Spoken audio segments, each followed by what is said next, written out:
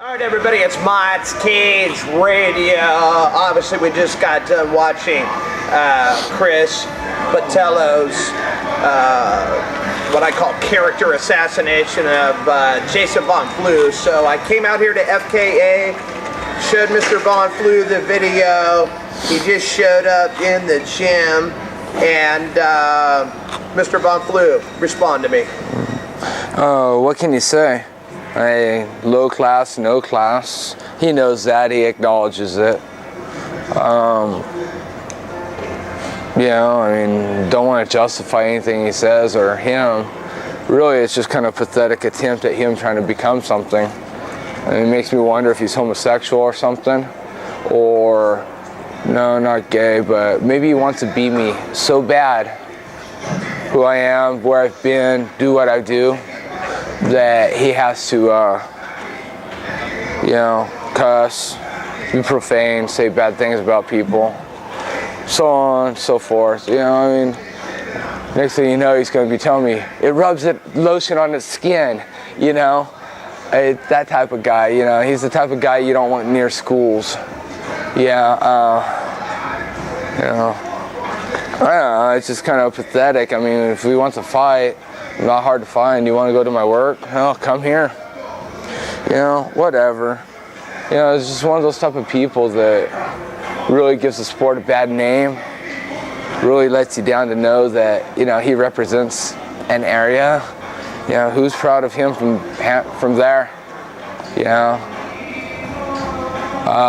doesn't want to beat up Central Valley people. It's just, whatever, it's just, I can't even justify him with a response. That's pathetic. Dude, if you want to fight, find me. You want to do it professionally, find me. Quit talking trash. I don't even know if I want to fight you. I'd be afraid of getting something at this point. Fight you, and what's going to fall off on me? My arm, my hand. People reap what they sow, deserve what they get. Too bad your leg didn't fall off. So anyways, whatever, dude. Keep talking your trash, yapping, so on and so forth. You go ahead and sell out the Palace with your Boarfest fights that go 3 rounds against people that they shouldn't go passed around on. But yeah, you're a superstar.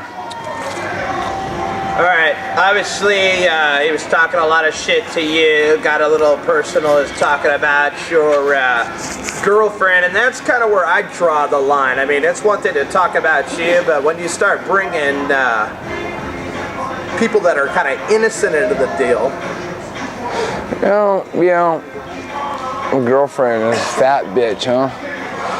Okay, if she's fat, you got me. Okay, so, we've probably got it mixed up or something, whatever. It just kind of shows you the level of class of a person you're dealing with, and,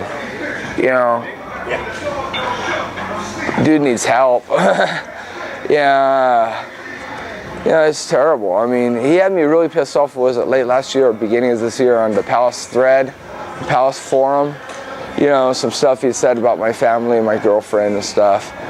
It's one of those type of things that deserves a little beating. But, at the same time, I talked to Christian at the Palace directly after that. They actually pulled the thread off the Palace forum, PalaceFightingChampionship.com forum, and took the thread entirely off. And I talked to Christian about it.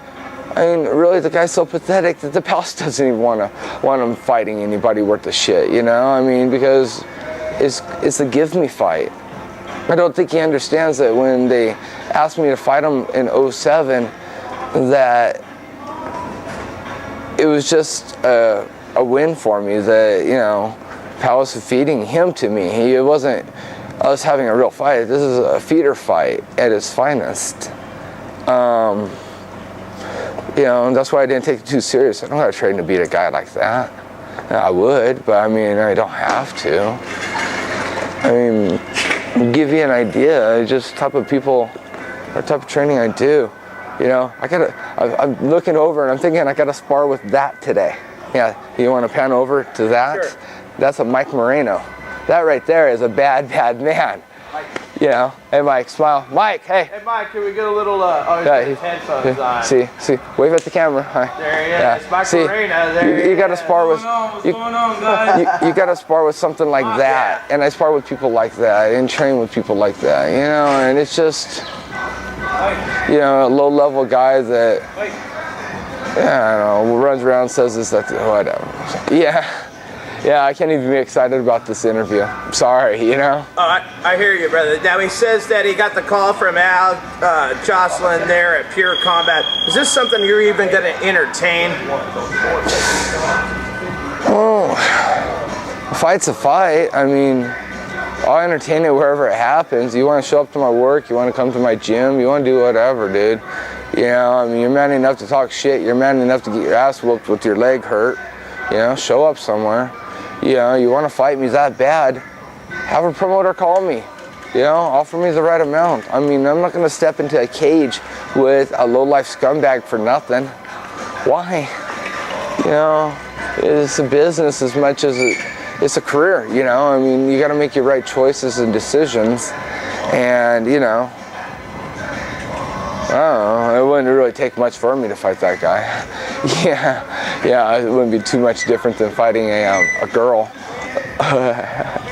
So, yeah. See, I make my little snide comments, but I do them in a joking manner, Chris. See, I don't get profane. You know, this is why people like me, because I'm not an overly rude person. You know, I'm not trashy. I'm not drinking, what is it, Colt 45, Natural Light, Coors Light, you know, gutter beer.